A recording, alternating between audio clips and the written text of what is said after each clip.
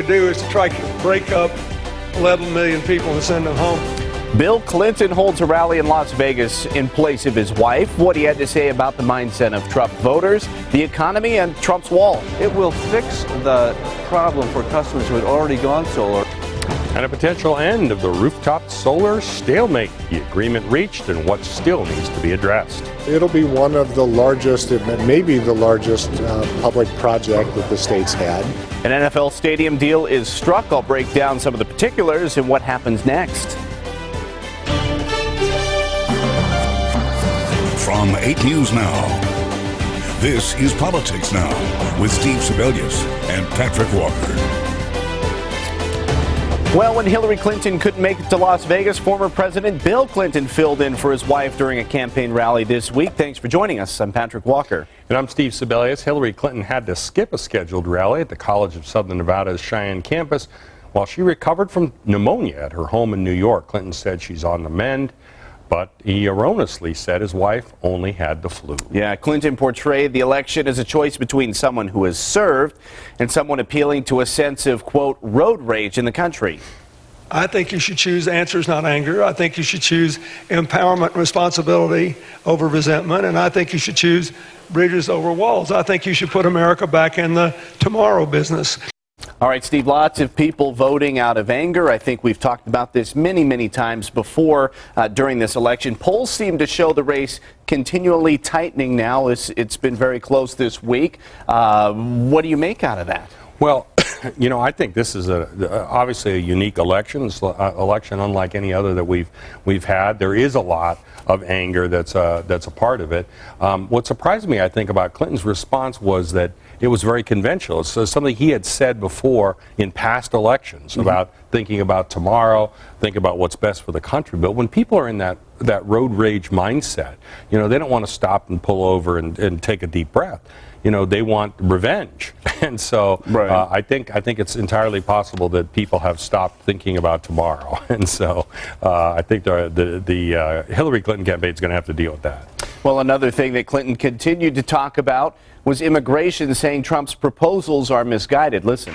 And the worst thing we could do is spend that kind of money on a wall. It'd be better spent on bridges and roads and ports and airports. He quoted about $100 billion between the wall and deporting people from the country. Trump has tried to make this the #1 issue in the election. Will it be the top issue when voters hit the polls in November? Well, I do believe that if Hillary Clinton is elected, she's going to keep her campaign promise and put forward an immigration bill in the first 100 days. President Obama said he was going to address the issue. He focused on health care instead. Democrats just don't have an opportunity to not do that this time around.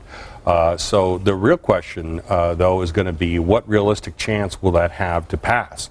We'll have to see how the Senate breaks down, how the House breaks down after the election to give any idea of whether or not that's going to be just a futile gesture or a real thing. Well, of course, President Clinton, of course, going back to his wheelhouse, talking about the economy and taxes, saying his wife wants to punish companies instead of rewarding them for leaving the U.S. Hillary wants to raise taxes on big corporations if they shut down and leave America.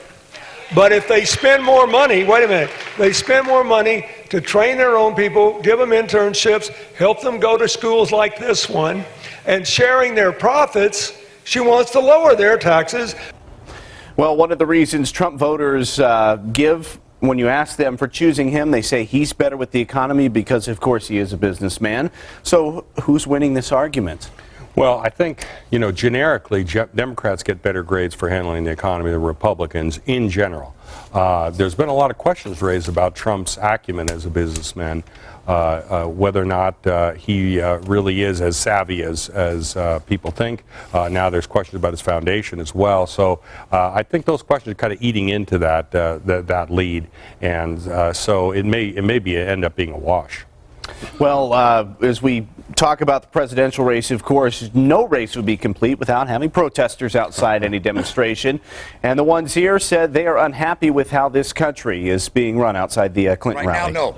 The only thing good going right now is I read in the newspaper today, the Los Angeles Times says Donald Trump's up 5 points in L.A., in California. If we can turn California red, yeah! Well, a dozen Trump supporters held out posters outside calling, of course, Hillary Clinton a hypocrite, a liar, and a crook. That interaction between Clinton and Trump supporters, however, was largely peaceful. So good news on that front, Steve.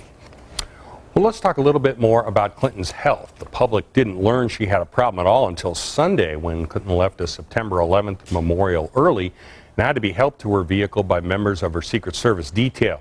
Rumors about Clinton being in ill health have circulated around the internet for a long time, spread even by mainstream GOP figures such as Karl Rove and Rudy Giuliani. The former secretary does have a history of blood clots, and in 2012 fainted and suffered a concussion after she hit her head in a fall. The Trump campaign initially took it easy on her, but by the end of the week, Trump was back taking swipes. Do you think Hillary would be able to stand up here for an hour and do this? On Thursday, Trump appeared on the Dr. Oz show talking about his health and disclosed he's taking a drug to lower his cholesterol. Now, Trump is a big fan of fast food and is often pictured on his campaign plane, feasting on takeout from McDonald's or KFC. I've experimented with 3 statins, and one seems for me to work the best, and it's really brought my cholesterol down into a good range. Well, health in there and everything else, when you put it all together with the first debate really happening soon, this is a very tight race, so you kind of look for any angle, right? Let's take a look at the CBS poll, the latest one by CBS News and New York Times. It's tied at 42% when you include third-party candidates. Also, as we talked about earlier, the economy, a strength for Trump, at least reflecting in the polls. You can see as voters named their top issue, 51% think Trump would do a better job handling it. That's compared to 43% for Clinton. In the number 2 issue, national security and terrorism, Clinton has the lead by 4 points, 49-45 on handling that better. So it looks like, by all intents and purposes, of course, we have a tight race. We're seeing all of the polls lining up in the past week, week and a half to show that same thing. So what part of the third party is now going to be playing in this? You know, I really don't think they're going to have much of a role, virtually none. I mean, I liken it to being in the soda aisle at the grocery store. You know, you look and you see the Fanta and the RC Cola and all that, and you think to yourself, maybe I should switch it up and get that. But at the end of the day, most people are going to choose Coke or Pepsi.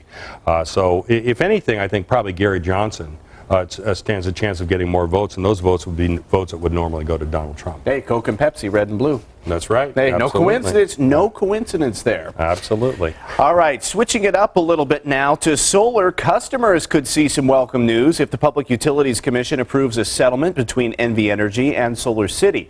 That proposal would allow existing rooftop solar customers to take advantage of old reimbursement rates for generating excess electricity. This is an energy revolution. After a contentious battle between the solar industry and NV Energy dating back to the summer of 2015, the two sides have reached an agreement to allow Nevada's 32,000 net metering customers to be reimbursed under the older, more generous rate structure for excess generated energy. From the very beginning, we've wanted to protect these customers. From the initial filing in July of 2015, we asked the customers who entered into these agreements be protected. NV Energy's Senior Vice President of Energy Supply, Kevin Garrity, says the settlement makes good on the incentives rooftop solar customers expected when they install their systems. But industry reps say the proposal only solves half of the problem. It will fix the problem for customers who had already gone solar and give them back the economics that they had signed up for. But it doesn't fix the market going forward. To find ourselves in the situation where we are with no path forward, it makes no sense. Louise Helton owns One Sun Solar Electric, which installs solar panels on homes here in the valley. She says the new rate structure, which gradually steps down how much NV Energy would reimburse customers for selling excess power to the utility, disincentivizes homeowners from switching to solar. It put everyone at a total disadvantage for making a great investment into energy that goes right into the grid for NV Energy customers to use. But NV Energy insists rooftop solar is still viable as the industry introduces new technology every year. It's still a good opportunity for customers looking to pursue rooftop, and I think it will be that way for a very long time as the cost of those systems continue to come down. All right, so if you have solar, if this is approved, we still don't have a timetable yet as to when you or other grandfathered customers would begin receiving those old net metering rates. So, Steve, at this point, one thing left out of the deal is that it does not apply to new customers. Does that inhibit, as the solar industry would say, does that inhibit expansion? I mean, yeah, it probably will, but the point is that, you know, if you subsidize something, you're obviously going to get more people taking advantage of it. Once you reset to the market rates, you'll still have people taking advantage of it, but now they'll be making decisions on basically on what it really costs as opposed to what it costs with a subsidy. And you're looking at the altruistic motive as well. How much does somebody really want to do this? Right. I mean, that was the whole idea behind subsidizing solar in the first place, because we thought it was a good thing. We want to fight climate change and all that sort of thing. But some people are saying, look, the time for subsidizing is past. It's got to stand on its own 2 feet. Well, an NFL stadium plan is moving forward. I'll have more on the deal that was struck this week, the hurdles it still needs to clear, and when a potential special session on it could be. That's next on Politics Now. I'm Catherine Cortez Masto, and I come from a big family, a whole lot of people, a whole lot of love, and a whole lot of food. My dad's family was from Mexico. My mom's was from Italy. 60 years ago, they met here in Nevada, and we grew as a family. Really grew as a family. Dad got his start parking cars at the Dunes Hotel. But he went on to be the head of tourism for Las Vegas and helped build the city we know today. Dad lived his life following 3 principles: work hard, be honest, and respect everyone. That's what I tried to do as Attorney General. Catherine took on the big banks when they preyed on homeowners and forced them to pay $1.9 billion to Nevadans. She became a national leader in protecting children from sex traffickers. And passed laws to keep seniors safe from crooked scams. I'm Catherine Cortez Masto. I approve this message because I've spent my career solving problems. Isn't that something we need more of in Washington? A 90-year-old war hero deprived of his family, dignity, and life savings. A vulnerable senior victimized by a Nevada guardianship program the Las Vegas Review-Journal called ripe for abuse. When the family pleaded directly with Catherine Cortez Masto for help, she turned them away. Despite years of reported abuses in the program and later several criminal convictions, Catherine Cortez Masto let Nevada seniors down. Freedom Partners Action Fund is responsible for the content of this advertising. There was a time when we could trust our leaders. But today, politicians are only serving themselves, resulting in a rigged economy, weakened national security, and a divided nation. We need honest leaders. An Army Reserve Brigadier General, Joe Heck has served our country at home and abroad. Joe Heck fights for us, for better jobs, a safer nation, and a brighter future. Solve the problem. Send a soldier. Joe Heck. I'm Joe Heck, and I approve this message.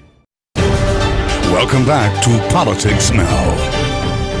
Well, somewhat of a show of force Thursday as supporters of the proposed NFL stadium here in Las Vegas made their case before the Southern Nevada Tourism Infrastructure Committee, who voted on it Thursday. Raiders cheerleaders welcoming guests to the meeting, and head football coach over at UNLV, Tony Sanchez, held off practice for a few minutes to make a passionate pitch for that stadium. He was there along with some of his players you saw there, and the school's athletic director to ask for the committee's support because a new stadium would also be home to the Runnin' Rebels football team. We also caught up with Cowboys owner Jerry Jones to weigh in. You have a team with their personality. You have a potential really attractive situation for Nevada, Las Vegas. I gave everything I had financially for all practical purposes to be involved in the NFL. So I'm a good one to be talking to about the pluses of being involved in our sport, the visibility. You add that to what Las Vegas brings as far as the cachet, those 1 and 1 make 3 as far as I'm concerned. I think it's a good thought. Well, there is some support, it appears, among some of the owners to gather, but this is still a long way from over. The plan for the nearly $2 billion stadium ultimately did get that unanimous vote from the Oversight Committee, but there is still another hurdle to clear before the Raiders could present a relocation bid to the NFL owners this coming January. Okay, great. That passes unanimously.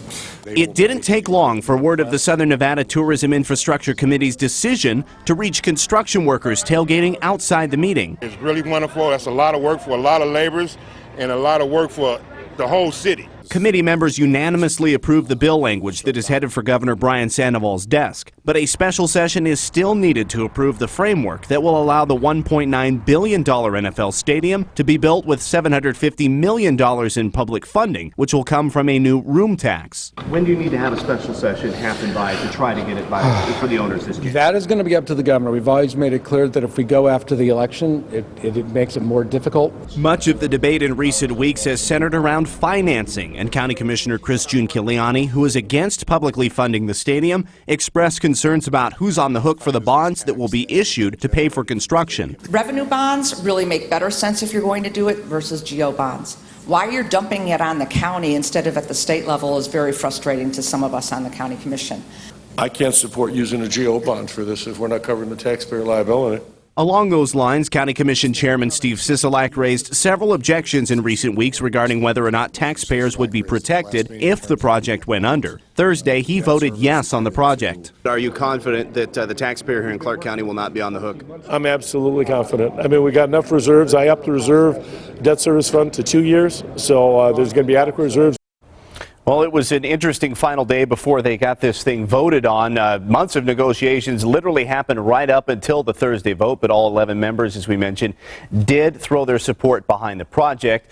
We don't know when a special session would happen and if it were to happen, but we know it has to be soon if proponents want to get this in front of the NFL. In the meantime, Oakland's mayor issued a statement this week vowing to work on her own with the NFL to try to hammer out a new deal for a stadium in her city. Steve?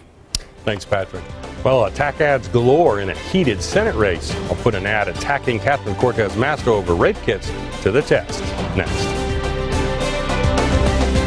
Catherine Cortez Masto failed Nevada rape victims. While Attorney General, thousands of rape kits were never sent for DNA analysis. But Cortez Masto had no idea. Are you aware of this issue about the unprocessed rape kits? No, I am not aware of that issue. At least it hasn't come to our attention. Maybe I can get you that information. Evidence not reviewed. Alleged rapists walking free.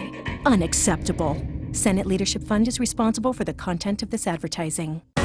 Snack Attack is the fun new pop and point game from Station Casinos. Pop as many of your favorite snacks as you can and win guaranteed points instantly. You could win thousands of points for cash, free slot play, meals, and more. Hit the food fight symbol for a bonus points explosion and win up to $5 grand in the big cash drawing. Give in to the Snack Attack and load up on points Fridays, Saturdays, and Sundays at all Station Casinos and Fiestas. There's no place I'd rather be. I'm Joe Heck, and I approve this message. 460 days. Joe Heck spent 460 days on duty protecting us, including a tour of duty in Iraq, saving the lives of American heroes. At the same time, despite taking an oath to serve Nevadans, Cortez Masto spent 174 days on special interest and taxpayer-funded trips, Switzerland, Argentina, Hawaii, all with lobbyists and corporate donors. Some people give, others take. From outer space, no city shines brighter. But behind all the lights are the stories. The stories no other team is telling. The stories no other team can uncover.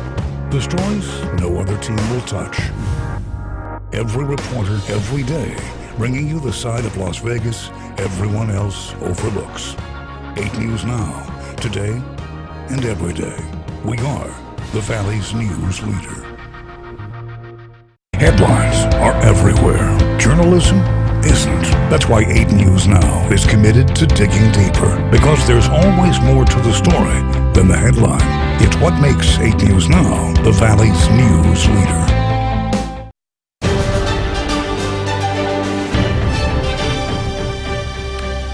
Well, millions of dollars are being spent on both sides of the race to take over Harry Reid's Senate seat as he retires. Former Attorney General Catherine Cortez Masto has been the target, plenty of those ads, and the latest one hits her on a signature issue, her crusade against crimes such as sex assault and sex trafficking. This ad claims Catherine Cortez Masto fell down on the job, allegedly unaware that thousands of rape kits remained untested in Nevada, even years after the crimes were committed. It's sponsored by a new super PAC connected to Senate Majority Leader Mitch McConnell of Kentucky. Take a look. Catherine Cortez Masto failed Nevada rape victims. While Attorney General, thousands of rape kits were never sent for DNA analysis. But Cortez Masto had no idea. Are you aware of this issue about the unprocessed rape kits? No, I am not aware of that issue. At least it hasn't come to our attention. Maybe I can get you that information. Evidence not reviewed. Alleged rapists walking free. Unacceptable. Well, that does sound pretty bad, but the gentleman pictured in that ad, longtime University of Nevada, Reno political science professor Richard Siegel, is calling for the ad to be taken down. He says it's completely misleading. Now, the official minutes of that meeting reflect only a very brief discussion of the issue, pretty much everything you saw in the ad. But Siegel says he's worked for years with Cortez Masto on sex assault issues, and that she was well aware that local police agencies didn't always have the money to test rape kits. He said his question was in reference to an October 4th, 2014 story in the Review Journal about the rape kit issue, and it was that story, not untested rape kits in general, that Catherine Cortez Masto said she was unaware of. Siegel says he was shocked and dismayed to be pictured in an ad that attacked Cortez Masto, for whom he says he'll cast his vote in November. He said, quote, "I felt terrible. I was very much upset. I was being used. I had never been in that position," unquote. In the end, Cortez Masto used the proceeds of a settlement with J.P. Morgan Chase in order to raise $1.7 million to begin erasing the backlog of untested rape kits in Nevada.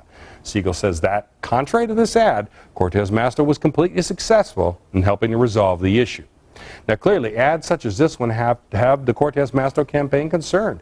They responded on Thursday with an all-new ad featuring former prosecutors, cops, and others who work with Cortez Masto testifying to her character. Take a look at that. Don't believe. Don't believe. Don't believe Joe Heck's attacks. Catherine Cortez Masto has always served with integrity. As a federal prosecutor and attorney general. She made sex trafficking a felony crime. She worked with the Bush and Obama administrations to combat terrorism. As attorney general, she helped reduce crime. That's why she's endorsed by law enforcement across Nevada. Catherine Cortez Masto. Catherine Cortez Masto. I trust her to keep us safe. That ad started on Thursday, and I suspect you're going to see it a lot more between now and Election Day, if only to counter the negative advertising calling Cortez Masto corrupt at worst, disengaged at best. Patrick.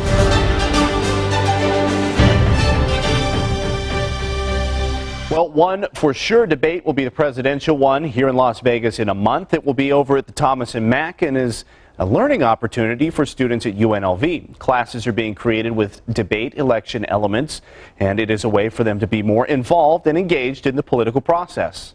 You can get involved in politics at the state, local, and even the national level in a way that you really can't in other places.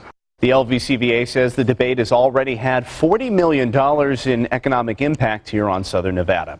And UNLV President Len Jessup held his State of the University speech this week. Among the announcements is that its mascot, Hey Reb, will be, quote, refreshed. The $50,000 campaign is meant to address concerns that the character has racist ties to the Confederacy.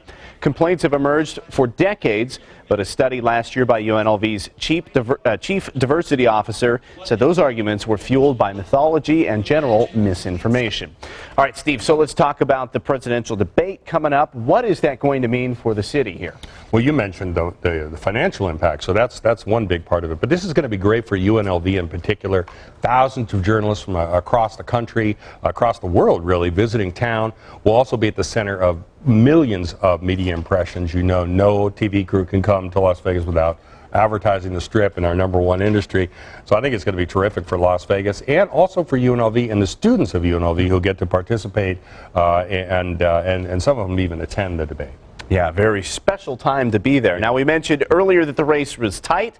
How much of an impact do those three debates have on public opinion? Now, here I think it's going to be a big impact because you have a lot of people who haven't tuned into the election. They haven't engaged with that yet, and many of those who have tuned in still haven't made up their minds. So they're going to make up their minds after watching these debates. It's going to be